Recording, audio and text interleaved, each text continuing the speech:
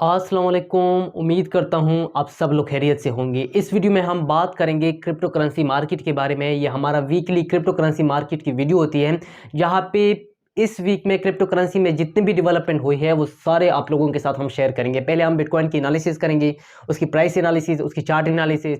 फिर उसके अलावा हमारे पास जो ऑन चेन इंडिकेटर है, जो मैं मोस्टली उस पर फोकस करता हूँ, ऑन चेन इंडिकेटर, वो भी आप लोगों के साथ शेयर करने हैं, जो कि बुलिश ट्रेंड को इंडिकेट करते हैं। उसके अलावा क्रिप्टो करेंसी न्यूज़ और स्पेशली आल्ट कॉइन के बारे में भी हम डिस्कस करेंगे। इथेरियम, सोलाना, पोलीगॉन और उसके अलावा कार्डानो, उसकी प्राइस एनालिसिस भी करेंगे और उसकी फ्यूचर के लिए भी हम प्रिडिक्शन भी करेंगे और अपनी टारगेट भी सेट करेंगे। तो ये सारी चीज़ें हम इस वीडियो में डिस्कस करेंगे। अगर आप इस चैनल पे नए हैं तो इस चैनल को सब्सक्राइब करो, इस वीडियो को भी लाइक करो। अगर आपका कोई क्वेश्चन है तो आप अपने क्वेश्चन को नीचे कमेंट में हमारे साथ शेयर भी कर सकते हैं। तो चलो स्टार्ट करते हैं अपने वीडियो को। पहले अगर हम बात करें बिटकॉइन की प्राइसेस की बात करें तो बिटकॉइन ने बहुत अच्छी खासी रिकवरी शो की है। अगर हम बात करें इस वीक बिटकॉइन की प्राइस $37,000 के अराउंड ट्रेड हो रही थी। फिर कल फ्राइडे को उसके प्राइसेस $41,500 तक पहुंच गई, ऑलमोस्ट $42,000 तक पहुंच गई, जो कि एक्सपेक्टेड भी था। अगले वीक मैंने जो लास्ट मेरा क्रिप्टो करेंसी एनालिसिस की वीडियो थी, वहाँ पे मैंने आप लोगों के साथ डिटेल शेयर की थी कि यहाँ पे हमारे पास जो टारगेट लेवल है वो कहाँ तक जा सकते हैं। लेकिन यहाँ पे उसकी प्राइसेस तो $41,600 तक पहुँच गई थी। लेकिन उसके साथ साथ उसकी मार्केट कैप को देखना बहुत ज़्यादा ज़रूरी है। उसकी मार्केट कैप हमें जो $600 बिलियन के अराउंड उसकी मार्केट कैप थी, आज वो $720 मिलियन से ऊपर है। यानी $100 बिलियन से ज़्यादा की इन्वेस्टमेंट आई है बिटकॉइन में। उसके अलावा अगर हम बात करें उसकी ट्रेडिंग वैल्यूम को, तो कल उसकी ट्रेडिंग वैल्यूम बहुत अच्छी थी। अभी जो चूंकि वीकेंड भी आने वाला है, वीकेंड में इतनी ज़्यादा ट्रेडिंग वैल्यूम नहीं होती, लेकिन जुमेरात और जो हमारे पास थर्सडे और फ्राइडे को हमारे पास जो ट्रेडिंग वैल्यूम था वो बहुत ज़्यादा था, और यही ट्रेडिंग वैल्यूम हमारे पास कॉन्स्टेंटली इंक्रीज हो रहा है। तो इसका मतलब ये है कि अभी मार्केट ऊपर जाने वाली है, ऊपर जा सकती है। तो ये उसकी प्राइस एनालिसिस थी कि हमने उसकी प्राइसेस को देख लिया कि कितनी उसमें वोलेटिलिटी शो की, और ये वोलेटिलिटी जो शो की, जो $5,000 की जो वोलेटिलिटी शो की, क्योंकि फेक आउट नहीं था बल्कि ये रियल ब्रेकआउट था। मैं उस पर आप लोगों को समझाता हूँ। अभी अगर हम बिटकॉइन की चार्ट एनालिसिस करें, पहले अगर एक चार्ट है वो आप लोगों के साथ हम शेयर करें, तो उस चार्ट में आप क्लियरली देख सकते हैं कि उस चार्ट में हमारे पास एक फॉलिंग वेज बन रहा था। अगले वीक भी मैं लास्ट वीक भी मैंने इसको आप लोगों को समझाया था कि हमारे पास एक फॉलिंग वेज बन रहा था। अगर हम डेली चार्ट पे देखें तो वहाँ पे मैंने कुछ लाइन ड्रॉ किए हैं जो सपोर्ट एंड रेजिस्टेंस लेवल को रिप्रेजेंट करते हैं। मैंने आप लोगों के साथ ये शेयर किया था कि इस फॉलिंग वेज की नीचे की तरफ ब्रेकआउट हो गई, उसके बाद उसकी प्राइसेस नीचे $32,000 तक ड्रॉप हो गई। लेकिन जो ये हमारे पास था $40,000 था, ये हमारे पास एक साइकोलॉजिकल लेवल था। साइकोलॉजिकल लेवल जो होती है, साइकोलॉजिकल रेजिस्टेंस जो होती है, वो बहुत स्ट्रांग होती है, उसको ब्रेकआउट करना बहुत ज़्यादा मुश्किल होता है। लेकिन यहाँ पे उसकी जो सपोर्ट ब्रेकआउट हो गई, उसकी जो $40,000 थी ब्रेकआउट हो गई, $42,000 के अराउंड उसके नज़दीक ही बिटकॉइन की प्राइसेस चली गई। लेकिन अभी जिस पोजीशन पे बिटकॉइन की प्राइसेस पे है, यहाँ पे उसको रेजिस्टेंस लेवल है। अगर इसकी ब्रेकआउट हो जाती है तो फिर हम $44,000 तक पहुँच सकते हैं। लेकिन यहाँ पे बात ये है कि अभी वीकेंड आने वाले हैं, वीकेंड पे हमारे पास ट्रेडिंग वॉल्यूम कम होता है। तो ये एक्सपेक्टेड है कि हमारे पास जो बिटकॉइन की प्राइसेस है वो $40,000 से लेकर $42,000 इसके अराउंड ट्रेड हो इस वीकेंड के लिए। और अगले वीक के लिए अगर $40,000 से ऊपर ट्रेड होती है इस वीकेंड पे, तो अगले वीक में हमारे पास एक बहुत ज़्यादा वोलेटिलिटी शो करेगी बिटकॉइन की प्राइसेस। तो ये हमारे पास थी उसकी चार्ट एनालिसिस। उसके अलावा अगर हम बिटकॉइन की जो मूविंग एवरेज और आरएसआई को देख लें तो उसको देखना भी बहुत ज़्यादा ज़रूरी है। पहले अगर हम बिटकॉइन की जो आरएसआई है, बिटकॉइन की जो मूविंग एवरेज है, पहले अगर हम उसकी बात करें तो डेली चार्ट पे हम normally 50 moving average and 200 moving average को यूज़ करते हैं। मैंने एक वीडियो में आप लोगों के साथ एक डिटेल डिस्कशन की थी death cross and golden cross के बारे में कहा था। यहाँ पे हमारे पास जब डेथ क्रॉस हुआ उसके बाद उसकी प्राइसेस हाईली ड्रॉप हो गई। मैं उस वीडियो में भी मैंने आप लोगों के साथ शेयर किया, फिर भी मैं बता रहा हूं कि जब तक हमारे पास जो 50 मूविंग एवरेज है ये हमारे पास कैंडल के ऊपर है, तब तक उसकी प्राइसेस नीचे आती है। लेकिन यहाँ पे आप देख भी सकते हैं कि क्रॉस डेट के बाद हमारे पास जो 50 मूविंग एवरेज है वो कुछ ही दिनों में, चंद दिनों में भी पॉसिबल है कि इस वीकेंड में कैंडल को क्रॉस कर सके, यानी कैंडल के नीचे आ गए। अगर 50 मूविंग एवरेज हमारे पास कैंडल के नीचे आता है तो फिर उसके बाद उसकी मार्केट ऊपर चली जाती है। लेकिन अगर हम ओवरऑल गोल्डन क्रॉस की बात करें तो वो तो एक्सपेक्टेड नहीं है, वो एक्सपेक्टेड है कि मार्च में हो जाए, लेकिन उसके अलावा मार्च में एक बहुत बड़े इवेंट भी आने वाले हैं। तो यहाँ पे हमने इन सारी चीज़ों को देखना होता है, कंसिडर करना होता है, क्योंकि अगर हम 50 मूविंग एवरेज कैंडल के नीचे आ जाता है तो इसके बाद उसकी प्राइसेस बहुत हाई जा सकती है। तो ये हमारे पास उसकी मूविंग एवरेज हुई। उसके अलावा अगर हम बात करें आरएसआई की बात करें तो आरएसआई में मैंने आप लोगों को दिखाया था मल्टी मंथ उसका जो डाउनवर्ड ट्रेंड आ रहा था, उसकी ब्रेकआउट हुई थी, उसके बाद उसकी रिटेस्टिंग हो गई। उसकी जो रिटेस्टिंग हुई मैंने आप लोगों के साथ ये भी शेयर किया था कि अभी एक्सपेक्टेड है कि हमारे पास यहाँ से रिटेस्टिंग अगर सक्सेसफुल हुआ तो इसकी प्राइसेस बहुत हाई जा सकती है, और ऐसे ही हुआ। आरएसआई आज 58 तक पहुँच गया, यानी वहाँ से रिटेस्टिंग हुई, उसके बाद आरएसआई उसकी ऊपर की तरफ गया। तो ये भी हमारे पास एक बुलिश इंडिकेटर है। अभी जो ये प्राइसेस ऊपर गई हैं, ये लोग बहुत सारी ये रूमर है कि ये फेक आउट है, लेकिन हमारे पास ये रियल ब्रेकआउट है, क्योंकि उसकी जो ट्रेडिंग वॉल्यूम को हम देखें या जितनी इन्वेस्टमेंट अभी क्रिप्टो करेंसी मार्केट में आ रही है, स्पेशली बिटकॉइन की में आ जाती है, हमारे पास जितनी भी ऑल्ट कॉइन है उसकी सारी की प्राइसेस बिटकॉइन के प्राइसेस से बहुत ज़्यादा कोरिलेटेड है। बिटकॉइन की प्राइसेस ऊपर जाती है, ऑल्ट कॉइन भी ऊपर जाती है, तो इसलिए हम मोस्टली फोकस करेंगे बिटकॉइन के प्राइसेस के बारे में। तो मैंने आप लोगों को बिटकॉइन के बारे में बता लिया कि बिटकॉइन कहाँ तक जा सकती है और कहाँ तक हमारे पास साइकोलॉजिकल लेवल है एंड सपोर्ट लेवल है। अभी अगर हम बात करें फियर एंड ग्रीड इंडेक्स के बारे में कि मार्केट के सेंटीमेंट क्या है, जिसको हम सेंटीमेंट एनालिसिस भी कहते हैं, तो मार्केट के सेंटीमेंट तो अभी भी ऐसी पॉजिटिव नहीं है, नेगेटिव भी नहीं है, लेकिन पॉजिटिव भी नहीं है, जिसको हम कहते हैं सेमी बुलिश हो सकती है। अभी अगर हम फियर एंड ग्रीड इंडेक्स की बात करें, जो कि हमारे पास सेंटीमेंट एनालिसिस के लिए हम ज़्यादातर यूज़ करते हैं, तो वहाँ पे आप क्लियरली देख सकते हैं कि हमारे पास जो आज फियर एंड ग्रीड इंडेक्स है वो 33 पे है, यानी मार्केट अभी भी फियर में है। अगर ये फियर एंड ग्रीड इंडेक्स 40 तक जाता है तो फिर मार्केट से फियर ख़त्म हो जाती है और मार्केट ऊपर की तरफ जाती है, जिसको हम कहते हैं फुली बुलिश, हम उसको फिर कह सकते हैं। लेकिन उसके अलावा चार्ट में आप क्लियरली देख सकते हैं कि मैंने एक चार्ट की जो बिलो पार्ट है उसको मैंने हाईलाइट किया है। आप हाईलाइट एरिया को देख सकते हैं। जब ये एरिया है ये हमारे पास बॉटम को रिप्रेजेंट करते हैं, यानी ये वो एरिया है जहाँ पे हमारे पास जो मार्केट में फियर एंड ग्रीड इंडेक्स थी वो सबसे नीचे थी। अभी जितना फियर एंड ग्रीड इंडेक्स नीचे होता है वहाँ पे हमारे पास जो एक्सट्रीम फियर मार्केट में होता है, और नॉर्मली हमारे पास जो इन्वेस्टमेंट स्ट्रेटेजी ये होती है कि जब हमारे पास फियर एंड ग्रीड इंडेक्स यानी हमारे पास जो मार्केट में फियर ज़्यादा हो, यानी एक्सट्रीम फियर हो, वहाँ पर आपने इन्वेस्ट करना चाहिए, और जब मार्केट में ग्रीड हो वहाँ पर आपको सेल करना चाहिए। अभी अगर फियर एंड ग्रीड इंडेक्स 20 से नीचे था तो वो हमारे पास बाइंग जोन था। अभी ये ऊपर की तरफ जा रहा है, यानी ग्रीड की तरफ जा रहा है, ये हमारे पास सेल जोन आता है। तो आपने फियर एंड ग्रीड इंडेक्स को जरूर देखना है। अभी अगर हम बात करें नेक्स्ट हमारे पास है वो short and long liquidation, future trading की बात करें, क्योंकि हमारे पास एक क्रिप्टो करेंसी में स्पॉट मार्केट भी है, उसके अलावा हमारे पास फ्यूचर मार्केट भी है, और हमारे पास डेरिवेटिव मार्केट भी है। ये दो मार्केट, ये तीनों मार्केट आपस में कोरिलेटेड है, एक दूसरे के प्राइसेस पे बहुत ज़्यादा इंपैक्ट रखता है। अगर फ्यूचर मार्केट पे ज़्यादा लिक्विडेशन होती है तो इसका इंपैक्ट स्पॉट मार्केट पे बहुत जल्द आता है। अभी अगर हम बात करें, बहुत सारे लोगों ने जो क्रिप्टो करेंसी थी, बिटकॉइन की प्राइसेस, इसके अलावा जितनी भी हमारे पास लार्ज कैप क्रिप्टो करेंसी थी उसको शॉर्ट किया था, यानी लोग ये एक्सपेक्ट कर रहे थे कि अभी बिटकॉइन की प्राइसेस नीचे जाएंगी। लेकिन हमेशा एक रूल बनाना चाहिए कि आपने कभी भी कोई भी क्रिप्टो करेंसी को शॉर्ट नहीं करना है, शॉर्ट से हमेशा बचना है, क्योंकि शॉर्ट में वेल मैनिपुलेशन बहुत ज़्यादा होती है। वो इजीली मार्केट को मैनिपुलेट करते हैं, यानी मार्केट में वो नेगेटिव सेंटीमेंट क्रिएट करते हैं कि ताकि लोग उसको शॉर्ट पोजीशन लें, और फिर उसके रिवर्स उसको उसकी प्राइसेस को लेके जाती है, ट्रेंड रिवर्स हो जाते हैं, और उसके बाद जितने भी शॉर्ट पोजीशन है वो सारे हमारे पास लिक्विडेट हो जाते हैं। और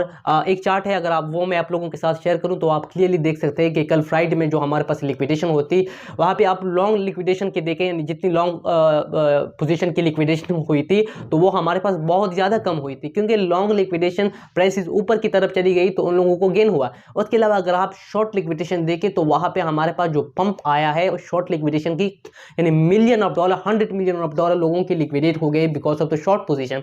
तो हमेशा अपने अवॉइड करने हैं, जो हमारे पास शॉर्ट पोजीशन है उसको हमेशा अवॉइड करने हैं। उसके अलावा अगर हम बात करें ऑन चेन एनालिसिस के बारे में, अभी टेक्निकल एनालिसिस भी हुआ, सेंटीमेंट एनालिसिस भी हुआ, अभी हम ऑन चेन एनालिसिस की बात करें तो ऑन चेन एनालिसिस में अगर पहले हम इलिक्विड सप्लाई ग्रोथ रेट के बारे में बात करें, क्योंकि ये एक अच्छा फैक्टर है, जिसको अच्छा मैट्रिक्स है, जिसको मैं हर एक वीडियो में, तकरीबन वीकली वीडियो में मैं आप लोगों के साथ शेयर करता हूँ।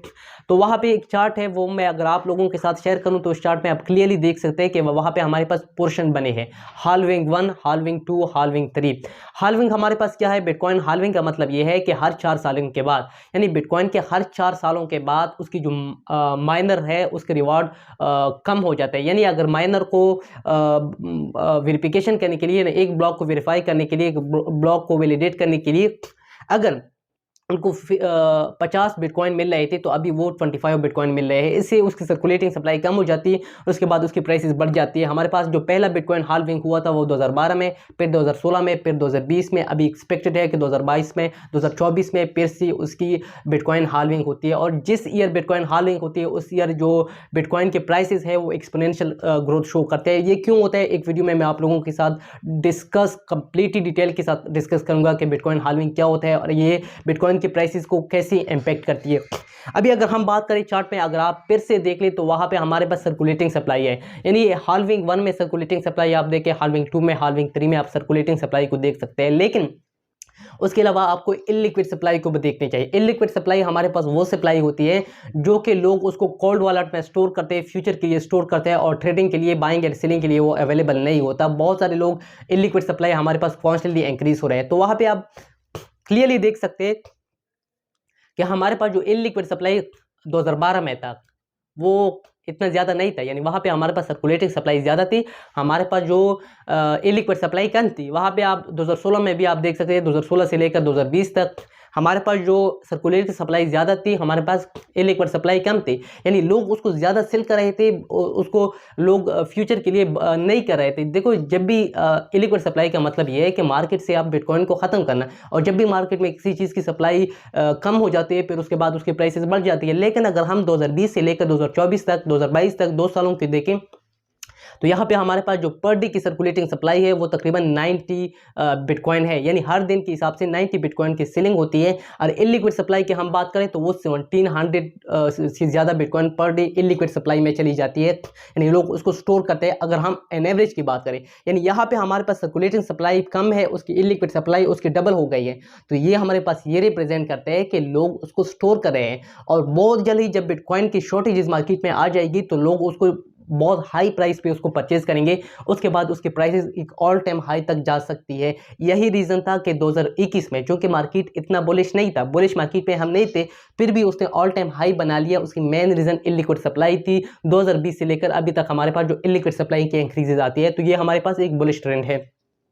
उसके अलावा अगर हम बात करें हमारे पास जो माइनर रिजर्व है उस पर मैं आप लोगों को समझाता हूँ। ये भी हमारे पास एक अच्छा ऑन चेन मैट्रिक्स है।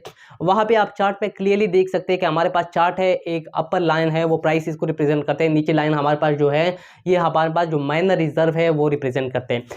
2020 में हमारे पास बिटकॉइन हाल्विंग हुई। 2020 में बिटकॉइन ने एक अपना ऑल टाइम हाई बनाया, जब जितने भी हमारे पास माइनर थे उन लोगों के पास जो बिटकॉइन थे, जो बिटकॉइन उन लोगों ने होल्ड किए थे वो प्रॉफिट में थे, तो उन लोगों ने प्रॉफिट उसने सेलिंग की, बिटकॉइन की सेलिंग हुई। आप क्लियरली देख सकते हैं कि चार्ट में जनवरी 2021 में बिटकॉइन की प्राइस नीचे आई, बिकॉज माइनर रिजर्व कम हो गई, माइनर ने बिटकॉइन को सेल कर दिया।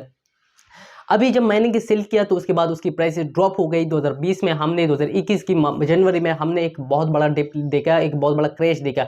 उसके अलावा अगर हम जुलाई की बात करें, यानी मई जून जुलाई में हमारे पास जो 2021 में क्रैश आया था, वहाँ पे आप माइनर रिजर्व को फिर से देखते हैं कि माइनर रिजर्व हमारे पास वहाँ पे कम हुआ, यानी बिटकॉइन वहाँ पे उन लोगों ने फिर से बेच दिए और उसके बाद उसके प्राइसेस फिर से ड्रॉप हो गए। लेकिन अगर हम अभी की बात करें तो उस जुलाई से लेकर अभी तक उसकी जो माइनर रिजर्व है मुसलसल इंक्रीज हो रहे हैं, मुसलसल इंक्रीज हो रहे हैं। वो उसको बेच नहीं रहे बल्कि उसको होल्ड करते हैं। जब तक वो उसको होल्ड रखते हैं तो हमारे पास मार्केट बुलिश है, ऑन चेन एनालिसिस हमारे पास बुलिश है। तो ये यहाँ से हम एक्सपेक्ट करते हैं कि बिटकॉइन की प्राइसेस ऑल टाइम हाई तक जा सकती है। तो आपने, क्योंकि वो अभी मैं भी वो सेल नहीं करना चाहते, क्योंकि उन लोगों को अभी उसकी फ्यूचर के बारे में पता है कि बिटकॉइन की प्राइसेस बहुत हाई जा सकती है, क्योंकि हमारे पास सिर्फ 21 मिलियन बिटकॉइन है, इससे ज़्यादा नहीं है। तो हमारे पास बहुत सप्लाई बहुत ज़्यादा लिमिटेड है, तो उसकी वजह से इसके प्राइसेस हाई जा सकती है। तो हमारे पास ये बैक में ये इंडिकेटर बुलिश है। जब तक हमारे पास अगर इलिक्विड सप्लाई हमारे पास डिक्रीज होने लगी और ये माइनर रिजर्व भी हमारे पास डिक्रीज होने लगे तो फिर हम बियर मार्केट में जा सकते हैं, लेकिन अभी तक हम बुलिश है। अभी अगर हम बात करें एक हमारे पास क्रिप्टो न्यूज़ है। पहले अगर हम स्टॉक मार्केट की बात करें, हमारे पास स्टॉक मार्केट और क्रिप्टो करेंसी की मार्केट हमारे पास हाईली कोरिलेटेड है, यानी इसकी कोरिलेशन है। अगर स्टॉक मार्केट ऊपर जाती है तो बिटकॉइन के प्राइसेस भी ऊपर जाते हैं, सारी ऑल्ट कॉइन भी ऊपर चली जाती है। अभी अगर हम स्टॉक मार्केट की बात करें, पहले अगर हम फेसबुक की बात करें तो फेसबुक की जो स्टॉक प्राइस थी वो 24% से ज़्यादा डिक्रीज हो गई। उसके अलावा अगर हम बात करें टेस्ला कंपनी की, तो टेस्ला की स्टॉक प्राइस भी मोर देन 16% डिक्रीज हुई सिर्फ एक दिन में। उसकी मेन रीज़न ये थी कि क्वार्टरली उसकी बैलेंस शीट, उसने बैलेंस शीट शेयर किया तो वहाँ पे बहुत स्टेटिस्टिक थे, वो वर्स थे, उनकी जो प्रॉफिट थी वो भी कम हो गई थी, उसके एक्टिव यूज़र भी कम हो गई थी, उसकी जो ओवरऑल परफॉर्मेंस थी वो ख़राब थी। इसी वजह से मार्केट में फट क्रिएट हुआ और बहुत ज़्यादा वोलेटिलिटी शो की। लेकिन जो इंटरेस्टिंग चीज़ है वो मैं आप लोगों के साथ शेयर करता हूँ, वो हमारे पास है स्नैपचैट। हमारे पास जो सोशल मीडिया एप्लीकेशन है स्नैप इनकॉर्पोरेशन, उसने जब अपना बैलेंस शीट शो किया तो उन लोगों ने बहुत अच्छी ग्रोथ दिखाई, 20% से ज़्यादा उन्होंने ग्रोथ दिखाई, उसकी रेवेन्यू भी ज़्यादा हो गई, उसकी एक्टिव यूज़र 330 मिलियन से ज़्यादा यूज़र हो गए। तो इसी वजह से जब मार्केट में इन्वेस्टर ने ये देख लिया तो उनके पास तो वैसे भी लिक्विडिटी थी, तो यहाँ पे उन लोगों ने इन्वेस्ट करना शुरू कर दिया, जिसकी प्राइसेस, उसकी एक शेयर की प्राइस $20 से ऊपर ट्रेड हो रही थी। अचानक उसकी प्राइसेस एक ही दिन में $38 तक पहुंच गई, यानी 60%, 58% वहाँ पे इंक्रीज आ गई। तो ये हमारे पास अनप्रेसिडेंटल है, जिसको कहते हैं अनबिलीवेबल है। इतनी ज़्यादा वोलेटिलिटी स्टॉक मार्केट में नहीं होती, लेकिन स्नैपचैट में बहुत ज़्यादा वोलेटिलिटी हुई। लेकिन इसका मतलब क्या है? इसका मतलब ये है कि लोगों के पास, इन्वेस्टर के पास लिक्विडिटी है, लिक्विड फॉर्म में उनके पास कैश अवेलेबल है। जैसे ही वो टाइम देखते हैं, अच्छी टाइम देखते हैं, राइट डिसीजन लेते हैं, राइट टाइम पे राइट डिसीजन लेकर मार्केट में एंट्री कर सकते हैं। तो इसलिए मैं कहता हूं कि आप लोगों के पास अगर ऑल्ट कॉइन है या बिटकॉइन है, अपने उसको होल्ड रखो, कभी भी इसकी मार्केट को ऊपर जा सकते हैं। मार्केट में लिक्विडिटी है, लोगों के पास पैसे है, लिक्विड फॉर्म में उन लोगों ने रखे हुए हैं, वो कभी भी बिटकॉइन के प्राइसेस को एक दिन में 20% से लेकर 30% कितने भी इसको बहुत ज़्यादा ऊंचा लेके जा सकते हैं, जिसके बाद हमारे पास जितने भी ऑल्ट कॉइन है वो भी एक ऑल टाइम हाई बनाएगा। तो आपने अपनी पोजीशन को होल्ड रखना है, कोई भी सेलिंग नहीं करनी है, बल्कि जैसे ही डिप मिलता है डिप में आपको बाय करना है। अभी अगर हम ऑल्ट कॉइन की बात करें तो जैसे ही बिटकॉइन की प्राइसेस ने एक रिकवरी की, उसकी वजह से जितने भी हमारे पास ऑल्ट कॉइन है, ऑल्ट कॉइन ने भी एक अच्छी खासी रिकवरी की है। पहले अगर हम बात करें इथेरियम, जिसकी प्राइसेस तकरीबन $2400 के अराउंड नीचे चली गई थी, क्योंकि इथेरियम में इतनी ज़्यादा वोलेटिलिटी नहीं होती। एक अच्छा क्रिप्टो करेंसी है, लार्ज कैप क्रिप्टो करेंसी है, जो कि ज़्यादा वोलेटिलिटी इस पर नहीं होती। उसके बाद इसकी प्राइसेस अभी $3000 को टच कर गई, जो कि एक हमारे पास साइकोलॉजिकल लेवल था और एक्सपेक्टेड भी था। मैंने एक वीडियो में आप लोगों के साथ शेयर भी किया था। लेकिन हमारे पास यहाँ पे जो रेजिस्टेंस लेवल है वो 3300 है। उसके अलावा हमारे पास जो सपोर्ट लेवल है वो हमारे पास $2750 हमारे पास जो है ये हमारे पास सपोर्ट लेवल है। लेकिन अगर हम 2022 की बात करें तो 2022 इथेरियम के हैं, 2022 इथेरियम अपना ऑल टाइम हाई बनाएगा। हमारा जो टारगेट है 2022 की वो है $5000। इंशाल्लाह यहाँ पे जाएगा, इथेरियम ऑल टाइम हाई बनाएगा, क्योंकि उसकी जो अपग्रेड आने वाली है, उसकी जो प्रोजेक्ट आने वाली है, स्पेशली जो उसकी ट्रांजेक्शन होने वाले हैं from proof of work to proof of stake, उसके बाद उसकी प्राइसेस बहुत ज़्यादा हाई जा सकती है, उसकी स्केलेबिलिटी इशू थोड़ी सी सॉल्व हो जाएगी, तो उसी वजह से उसके प्राइसेस हाई जा सकती है। इथेरियम पे मैं बुलिश हूँ। उसके अलावा अगर हम सोलाना की बात करें तो सोलाना ने भी एक अच्छी खासी रिकवरी शो की है। मैंने आप लोगों को बाइंग जोन के बारे में कहा था लास्ट वीक। हमारे पास जो $80 इसकी $80 के राउंड या $75-73 के राउंड हमारे पास बाइंग जोन था, और ऐसे ही हुआ, $82 पे पहुंच गई सोलाना की प्राइस। उसके बाद आज $116 पे ट्रेड हो रही है, यानी उसमें 20-25% से ज़्यादा अभी उसके प्राइसेस इंक्रीज हो गई है। लेकिन हमारे पास सोलाना है, हमारा टारगेट है $200, और सोलाना की स्केलेबिलिटी की वजह से, जो हमें स्केलेबिलिटी की कैरेक्टरिस्टिक देते हैं, उसकी वजह से हम इस पर बोलिश है। अभी अगर हम बात करें इसकी रेजिस्टेंस लेवल हमारे पास $130 है, और हमारे पास सपोर्ट लेवल तो वैसे भी अभी इसकी प्राइसेस $100 से में भी नीचे पैसे ना आए, अगर मार्केट यहाँ पे स्टेबल होता है तो हमारे पास सोलाना है। अगर बिटकॉइन के प्राइसेस $50,000 तक पहुंच जाती है तो सोलाना भी $200 तक पहुंच सकती है, आसानी के साथ पहुंच सकती है, क्योंकि इसके बहुत सारे अपग्रेड भी आने वाले हैं। मैंने कार्डानो वर्सेस सोलाना में मैंने इसको क्लियरली डिस्कस किया है, उसका लिंक मैं नीचे डिस्क्रिप्शन में दे दूंगा। उसके अलावा अगर हम पॉलीगॉन की बात करें, मिटेक्स कॉइन, जो कि इंतहाई फंडामेंटली स्ट्रांग है, क्योंकि जितनी भी हमारे पास लार्ज कैप क्रिप्टो करेंसी है इसमें स्पेकुलेशन कम होती है, तो इसलिए ये मुझे बहुत ज़्यादा पसंद है, क्योंकि इसके प्राइस को आसानी के साथ मैनिपुलेट नहीं हो सकते। अभी अगर हम बात करें, हमारे पास जो बाइंग जोन था वो $1.3 से लेकर $1.5 के अराउंड ये हमारे पास बाइंग जोन था, $1.32 तक पहुंच गई थी। उसके बाद उसकी प्राइसेस आज $1.74 पे ट्रेड हो रही है, लेकिन हमारे पास जो टारगेट है वो $2.4 है। ये हमारा टारगेट है, इंशाल्लाह बहुत जल्द ये इसको अचीव कर लेगा। अभी अगर हम बात करें पॉलीगॉन की, तो पॉलीगॉन की जो और जीरो टेक्नोलॉजी यानी जीरो स्किलिंग सोल्यूशन की जो अपग्रेड आने वाली है, तो ये भी एक्सपेक्टेड है कि 2022 में आ गए। उसके अलावा उसकी जो एक्सपेंशन हो रही है उसकी इकोसिस्टम, तो इसी वजह से हम ये एक्सपेक्ट कर सकते हैं कि पॉलीगॉन बहुत जल्द रिकवरी कर पाएगा। इसकी प्राइसेस बहुत ज़्यादा जल्दी ऊपर जाती है और ये हमारे पास एक अच्छा, क्योंकि इसकी यूटिलिटी डिमांड ही ऐसी है, तो पॉलीगॉन पे मैं ऑलवेज बुलिश होता हूँ। उसके अलावा अगर हम कार्डानो की बात करें, जो कि किंग है सारे ब्लॉकचेन की डिसेंट्रलाइजेशन की बात अगर हम करें, तो कार्डानो की प्राइसेस हम कह रहे थे कि हमारे पास $0.9 से लेकर $1.01 हमारे पास है। ये हमारे पास बाइंग जोन था, $0.9 के अराउंड ट्रेड हो रही थी। वहाँ पे आप हाईलाइटेड एरिया को देख भी सकते हैं कि वो हमारे पास बाइंग जोन था। आज तो उसकी प्राइसेस $1.15 के अराउंड ट्रेड हो रही है। एक अच्छी खासी रिकवरी शो की है, लेकिन EDA का टारगेट हमारे पास ये नहीं है।